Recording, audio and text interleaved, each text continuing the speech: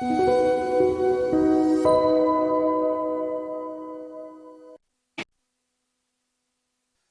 이어서 채권 플로우 들어가 보겠습니다. 자, 오늘 하이투자증권의 김명실 연구위원입니다. 위원님 안녕하십니까? 네, 안녕하세요. 네. 자, 국채 아무래도 이제 지난주 금요일 기준으로 경제 데이터도 좀 약했었고요. 연준 위원들이 뭐 단기 국채에 대한 비중을 선호한다, 막 이런 얘기가 나오게 되면서 전반적인 하락, 특히 단기물이 좀 많이 밀리는 모습까지 확인은 했는데요. 지난주 흐름 어땠습니까? 네, 말씀 주신 대로 지난주 미국 국채금리는 단기금리 중심으로 많이 빠졌죠. 2년물 국채금리는 15bp 정도 떨어지면서 현재 4.54%까지 금리 레벨들을 낮추고 있는 상황이고요. 10년물 금리도 지난주 6.8bp 정도 떨어지면서 4.18%까지 내려왔습니다. 주 초반에는 조금 혼조세를 보이는 흐름들 나타났지만, 주 중반에 미국의 4분기 GDP 성장률이 잠정치와 이제 시장이 기다리던 컨센서스에 부합을 했었고요. 1월달 PC 가격 지수도 컨센서스에 부합되면서 안도 랠리가 나타난 것 같습니다. 1월 근원 PC 가격 지수는 아시다시피 연준이 굉장히 선호하는 물가 지표인데 이게 전월 대비 0.4% 오르면서 시장 예상치에 부합을 했다라고 보시면 되실 것 같습니다. 연준 인사들의 발언은 엇갈렸지만 자산 축소가 속도를 늦추는 데에 대한 발언들이 나왔죠. 그중에서 특히 조금 생각해 볼 만한 발언은 로건 댈러스 연방준비은행 총재가 영래포 잔고가 낮은 수준으로 줄면 자산 축소 속도를 늦춰야 된다라고 3월 회의에서 여기에 대해서 논의가 할 것이라고 조금 시사를 하면서 이런 부분들이 시장 채권 시장 강세들을 견인했다라고 보시면 되실 것 같습니다. 국내는 조금 엇갈린 흐름입니다. 국고채 3년물 금리는 0.4bp 올랐고요. 10년물은 보합세로 마감을 했습니다. 다만 다행스럽게도 자금 시장 불안이 일시적으로 발생을 했었던 단기 구간 쪽은 회복세를 보이는 흐름들이 나타났었습니다. 지난주 국고채 입찰이 없었던 점도 수급상 별다른 이벤트들을 만들어내지 못하면서 상대적으로 미국 국채 시장 대비 국고채 시장은 조금 심심한 흐름들을 보였다라고 보시면 되실 것 같습니다. 네. 자, 전반적인 지난주 시장에 대한 채권 흐름 좀 알아봤습니다. 자, 이어서 채권 시장 이슈 들어가 볼 텐데요. 키워드 주신다면요? 네, 일단 키워드는 두 가지 정도로 나눌 것 같습니다. 첫 번째로 미국 얘기입니다. 3월달 연준의 자산 축소 논의가 얼만큼 나올 수 있을지가 관건이 될 것 같고요. 두 번째로는 미국과는 다르게 2분기 중에 일본 통화정책의 정상화가 기대된다라는 점입니다. 약간은 좀 성격이 다른 두 가지를 비교를 좀 해주시게 되는데요. 미국 얘기부터 좀 들어보겠습니다. 네, 앞서 말씀드린 대로 이제 댈러스 연은 총재의 영래포 잔고 관련된 QT 감속 관련 얘기들이 미국 국채 시장의 흐름에 상승, 금리 하락 압력으로 작용한다라고 보고 있습니다. 반면에 댈러스 총재가 아닌 크리스토퍼 월러 연준 이사는 대차 대조표 축소가 금융시장에 부담을 주지 않는다면 또 반대로 한동안 지속될 수 있다라는 조금 엇갈린 발언들이 이어져 나왔는데요.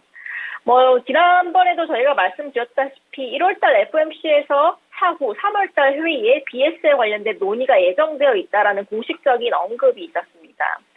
그렇기 때문에 저희는 2019년도 연준의 사례에 기반을 했고요.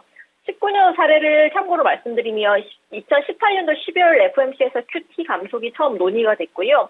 그리고 한 달 뒤인 19년 1월달에 논의가 진전된 이후 3월달 FOMC에서 QT를 6월부터 이제 9월까지 줄이겠다라고 발표를 했습니다. 따라서 이번 같은 경우도 3월달 QT 감속 관련돼서 논의가 진전이 될 거고요. 그리고 이르면 2분기부터 QT 감속과 관련된 실질적인 시행이 나올 것으로 기대가 되고 있습니다. 저희가 직전부터 말씀 계속 드렸지만 연준의 통화정책 행보는 금리 인하보다는 QT 감속이 먼저 선행될 것으로 보여지고 있고요. 저희는 2분기 QT 감속 진행 후 6월에서 7월 정도에 연준의 금리 인하가 나올 것으로 보여지고 있습니다. 근데 이것과 반대로 일본 중앙은행은 조금 다른 행보들을 보여주고 있습니다. 그동안 이제 통화 완화의 진심이었던 일본이 불과 몇 년 사이에 달라지는 모습들이 포착이 되고 있습니다. 2% 물가 상승이라는 큰 목표는 달성했지만 예초에 의도한 대로 경제 성장에 대한 효과는 그다지 크지 않았다는 평가를 일부 의식한 것으로 풀이가 되고 있고요. 정책의 장기화, 완화 정책이 굉장히 오랜 기간 장기화되다 보니까 실물이라든지 재정, 금융에 미치는 부정적 영향이 굉장히 큰 상황입니다. 최근에도 우에다 BOJ 총재가 국채 매입의 부작용에 대해서 여러 차례 언급을 했었고요. 장단기 금리 상승할 때 은행 수익에 영향을 주는 그런 분석들을 수차례 언급을 하면서 일본은행의 정책 수정 의지를 표명한 바 있습니다. 저희들은 일본 같은 경우는 춘추 임금 협상이 마무리되는 2분기 중에 일본은행의 첫 통화정책 정상화 행보인 마이너스 정책금리 해제를 기대하고 있습니다. 그러면 마이너스 정책금리가 해제된다면 멀지 않은 시기에 통화정책은 YCC 종료라든지 BOJ의 일본 국채 매입 축소 그리고 종료 쪽으로 방향이 전개될 것으로 보여지고 있고요. 또한 이제 ETF라든지 JBC 같은 경우 자산 매입을 중단하게 되고 가격 형성을 전적으로 시장에 맡기는 수순으로 갈 가능성들이 크다라고 보고 있습니다. 그리고 이러한 정책 수정의 기대감은 당장 일본 국채인 JGB 금리의 상승 그리고 JGB 금리 커브의 정상화 압력으로 이어질 수 있다라고 보고 있습니다. 다만 이제 작년에 이어서 올해 일본 생보사들의 자산운용 기본 방침은 그동안 환위치 채권, 해외 채권에 대한 비중을 줄이는 대신에 JGB, 자국 일본 국채의 보유 확대로 변화 중에 있습니다. 생보사들의 이러한 투자 계획은 미국 국채 금리의 하락이라든지 BOJ의 YCC 폐기 전망, 그리고 마이너스 금리 정책 해제가 같은 이런 통화 정책 변화에 기반했을 것으로 추정이 되고 있고요.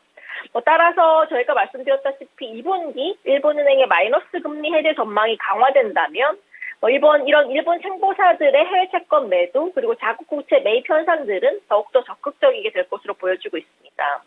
다만 이에 대한 반작용으로 일본 내국인의 해외 채권 투자 자금의 봉급 회귀도 일부 영향력을 발생할 것으로 보여지고 있습니다.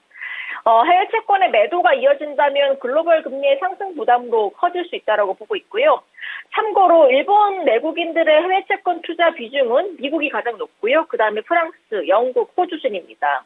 이들 국채에 대한 매도세가 나타난다면 해당 국가들의 금리 상승으로 작용할 수 있다는 점은 유의할 필요가 있다고 보고 있습니다. 네. 자, 그러면 단기물, 장기물, 궁금한 거냐 장기물 금리가 미국에서 시장과 연준이 보는 시각 차이가 좀 있는 그런 상황에서 좀 낮은 것 같거든요. 그래서 장기물이 정상화되는 시기는 언제쯤으로 좀 예상하고 계십니까? 장기물이 정상화되는 시기는 꽤 오래 걸릴 것 같고요. 저희가 추정하기로 결국에 연준의 통화정책 정상화죠. 통화 완화 정책이 어느 정도 자리를 잡은 시기 2025년도 중반 이후 장단기 커브의 플러스폭 유지가 반전될 것으로 예상을 하고 있습니다. 자, 그럼 장기물에 대한 부분은 좀 더 시간이 필요하다는 관점이시고요. 그럼 주간 채권 전략 들어가 보겠습니다. 어떤 거 보면 될까요? 네, 이번 주에는 6일날 파월 의장이 하원 그리고 7일날 상원에 출석을 해서 통화정책 보고에 나설 예정입니다. 기억하시겠지만 2월 초에 파월 의장이 인터뷰에서 매파적 견해를 밝혔던 만큼 이번에 이제 연준의 공식적인 입장에서 어떤 변화가 있을지가 주목될 것으로 보여지고 있고요. 아시겠지만 지금 간밤 뉴욕 커뮤니티 뱅코프 NYCB 주가가 다시 한번 시간의 거래에서 19% 정도 급락하면서 다시 한 번 더 크레딧 리스크에 대한 우려도 재발하고 있는 상황입니다. 결국에 통화 완화 전환 기대감과 크레딧 리스크 부각 같은 영향을 받으면서 미국 국채 금리는 현재 레인지를 10년 기준으로 3.80에서 4.30 정도 보고 있는데요. 레인지 하단으로 흐르는 흐름들 이번 주에 나올 것으로 보고 있습니다. 네. 자, 관련된 내용들 한 주 동안 잘 적용해 보도록 하겠습니다. 고맙습니다. 감사합니다. 자, 오늘 채권 플로우는요, 하이투자증권의 김명실 연구위원의 의견이었습니다.